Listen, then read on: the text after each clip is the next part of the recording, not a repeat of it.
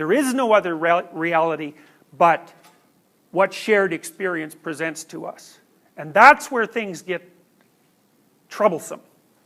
Because first of all, from a subjective perspective, that just doesn't seem to be true. I mean, it isn't obvious how you can understand the relationship between the fact that you have your subjective experience and the fact of the objective world. We don't know how to put those two things together, and merely ignoring the subjective, well, that causes problems, because of course that's what you're primarily stuck with, and it's the primary problem. You know, how do you deal with your isolated individual existence, and what do you make of it? And science, in some senses, it can't answer those questions, but it shouldn't. That shouldn't necessarily lead us to the conclusion that such questions shouldn't be posed, or that they don't have to be answered. They do have to be answered, because they're still part of the domain of problems that beset human beings. So it seems to me that for a comprehensive picture of experience or of being, you have to use two domains of analysis, and one is the scientific domain, and the other is fundamentally the moral domain. And the moral domain for me isn't, I'm not really saying precisely that the moral domain is the difference between right and wrong, although I think that that's part of it. The moral domain is actually a broader domain of questions, which is, well, how should you act? Because knowing what is, from a scientific perspective, does not give you a clear understanding of how you should progress through life. And because we're embodied creatures, and because we move, and because we're capable of transforming the world, both with our consciousness and our communication and our actions, there's no escaping the problem of how you should act.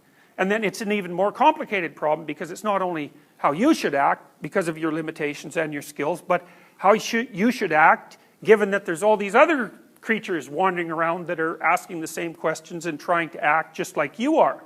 So other human beings, and then of course the fact of the world, the non-human, the living non-human world as well, which is something that you have to have a relationship with. And you can't just ignore those questions because they're not easily answered by the mechanisms of empirical science. It leaves people bereft. Now,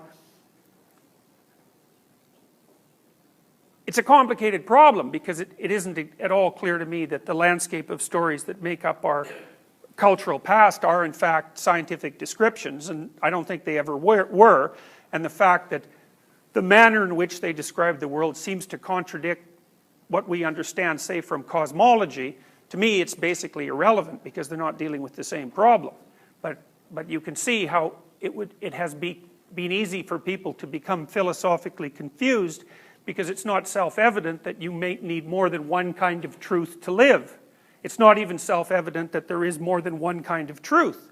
You know, but why we assume that there would only be one kind of truth is a mystery in and of itself. It seems to me that it's related somehow to the push in humanity for a form of monotheism, you know, or a totality of one theory governs all. Well, maybe that's true in some ultimate sense, but it certainly isn't the case that we're at that point yet.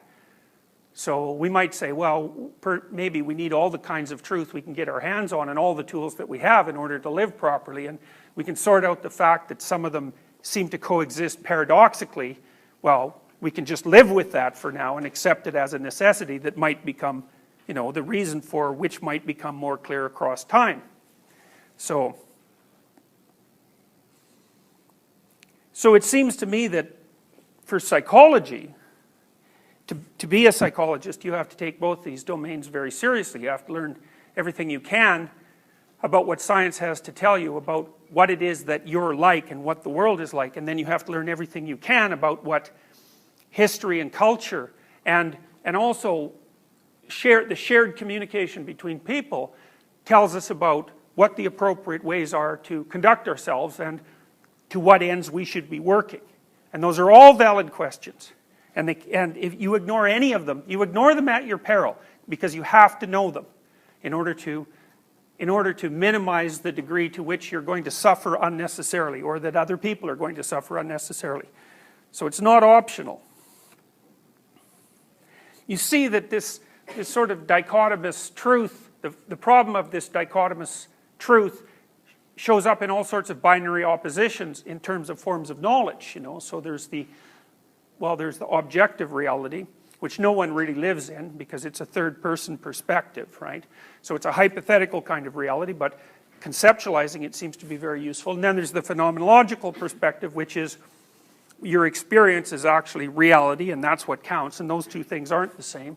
And that's sort of like the difference between objective and subjective, and it's sort of like the difference between scientific and moral, and it's sort of like the difference between materialistic and mythological.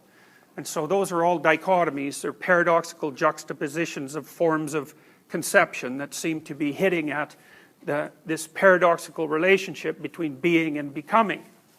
So we considered both sides of these paradoxical conceptual schemes as we walked through the class material. Einstein said, by the aid of language, different individuals can, to some extent, compare their experiences. Then it turns out that certain sense perceptions of different individuals correspond to each other, while for other sense perceptions no such correspondence can be established. We are accustomed to regard as real those sense perceptions which are common to different individuals, and which therefore are, in a measure, impersonal. The natural sciences, and in particular the most fundamental of them, physics, deals with such sense perceptions. Well, it's Einstein, and obviously Einstein was a great thinker. There are things missing about this description of what constitutes science, because the other thing that constitutes science is a description of the procedures that led to the emergence of the sense perception, right? You think about how a scientific paper is written, it's not only results, it's method and results. And the method is how I constituted my body in time and space to produce these particular sense perceptions. And so it's a way of formalizing behavior and then pairing it with the consequences of behavior and then communicating in a way that someone else could hypothetically duplicate that. So Einstein's pure focus on sense perception is not complete. You can't forget about the systematization of procedures in science, and it's easy to forget that. But apart from that, it's a pretty good summary. Your being is more like a play than it is like a collection of objective phenomena. And then what happens is the play itself, like a Shakespearean play, becomes a more accurate representation of being than a scientific description does. And it's because it plays out, it's because it accounts for behavior, and because it plays out the consequences of behavior from the subjective perspective, because a good play elicits the sort of passions and emotions and motivations that are subjectively experienced that actually characterize your life as you live it. So what that means is the play, a novel, a book, a story, is an abstracted representation of reality that's subject to just as much rigor in terms of conception as a scientific description of a given thing. And it's also real. Well, it depends on what you mean by real, right? Because we already found out what the scientists think of as real, but there's lots of arguments about that, because I might say, well, I would judge what you consider real by watching how you behave, not by listening to what you say about the structure of the world. And that's an existential perspective as well. And so then I would note that regardless of what all of you might say about what you believe about the nature of reality, it's certainly the case that you're going to act as if your own perceptions, your own subjectivity is real. So for example, if something hurts you, you can think all you want about how pain is not objective, but that's not going to get you out of the painful situation, and you're still going to configure your behavior so that you're going to do everything you can, even involuntarily, so that you will work to avoid that pain. And so you're stuck with acting as if your subjectivity is real. And that happens at such a deep level that it supersedes your consciousness, right? Like if you put your arm on a burning stove, you're going to take your arm away from that before you even think about it. So the reality in some sense of your subjectivity is so deep that you don't even necessarily have a choice about it.